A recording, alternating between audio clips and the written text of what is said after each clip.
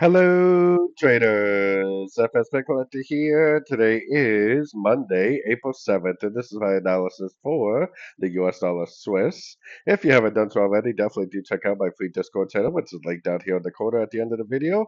And don't forget to take a look at my website, fxpipcollector.com.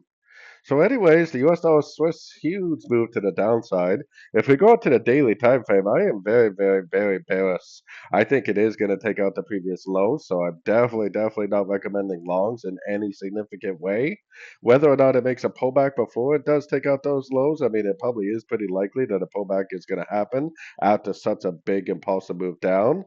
But if you go down to the shorter time frames, the 1 hour, I mean, we don't even have a break of structure up yet.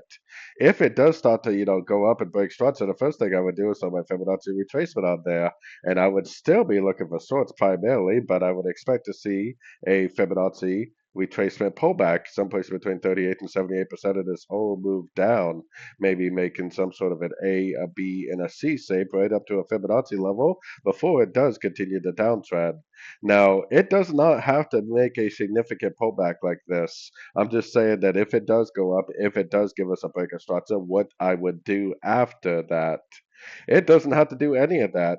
The trend is very heavily down. It could easily just make a lower high, a lower high, a lower high, and just keep on trending down.